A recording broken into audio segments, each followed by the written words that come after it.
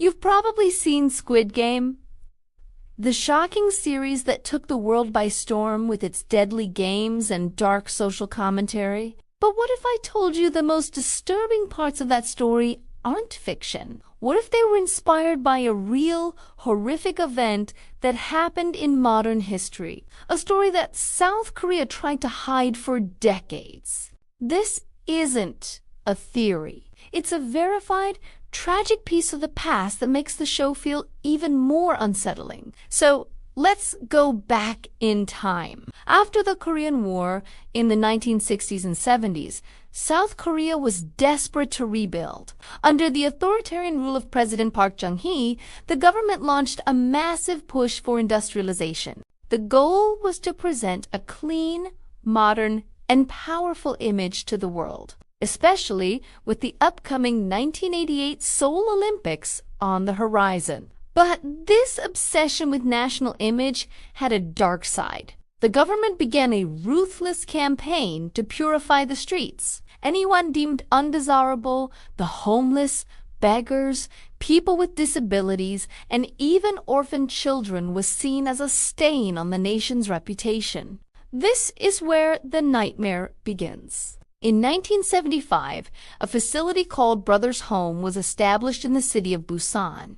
On the surface, it was marketed as a charitable welfare center, a place for rehabilitation. The government even made promotional videos showing happy, well-cared-for people learning new skills. But the reality was something out of a horror movie. Brothers Home was a concentration camp, plain and simple. The government gave police quotas and financial incentives to round people up. Officers would patrol the streets in white vans, snatching anyone who looked poor, out of place, or simply unlucky. There were no trials, no warrants, no legal process. A 14-year-old boy could be arrested for simply looking lost at a train station. A young woman could be taken just for walking alone at night.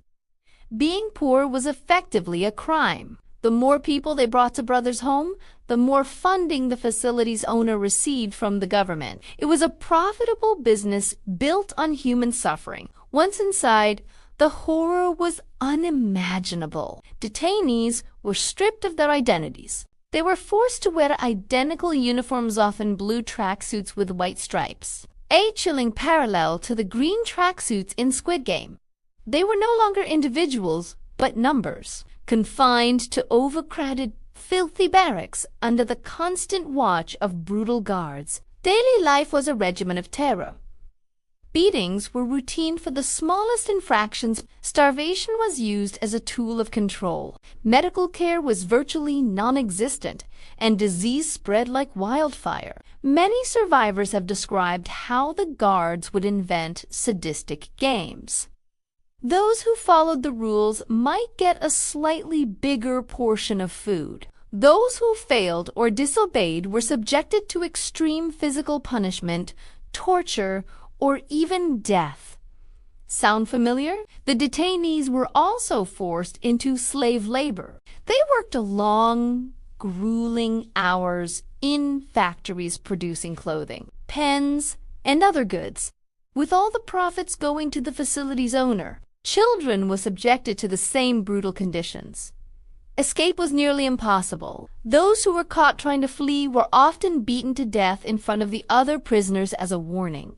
Survivors have shared harrowing accounts of sexual assault, torture, and watching their friends die from abuse and neglect. The official records state that nearly 600 people died at Brothers Home between 1975 and 1987, but the real number is believed to be much higher. Many bodies were buried in unmarked graves on a nearby hillside, lost to history. So, how did this go on for over a decade? Because the government sanctioned it and actively covered it up. The promotional videos I mentioned earlier were broadcast on national television, painting the facility's director as a saint and a philanthropist. The public was led to believe that the people inside were vagrants and criminals who deserved their fate. It was a complete fabrication, a state-sponsored lie designed to hide a system of mass human rights abuse. The truth only began to emerge in 1987, thanks to the courage of a prosecutor and a journalist who uncovered the story after an escaped inmate revealed the horrors he had witnessed. When the news broke, it caused a massive public outcry. The facility was finally shut down. But justice was never served. The owner of Bro's home was only charged with embezzlement and served a mere 2.5 years in prison. There were no convictions for the torture, the slave labor, or the hundreds of deaths. The government never issued an official apology. For decades, the survivor stories were silenced, their trauma dismissed. It was a chapter of history that the nation desperately wanted to forget. It wasn't until 2080 that a formal investigation was reopened, and only recently has the South Korean government started to acknowledge the atrocities that took place. But for the thousands of survivors, the scars remain. Many still struggle with severe psychological trauma, and the fight for a full apology and compensation continues to this day. So when you watch Squid Game, think about this.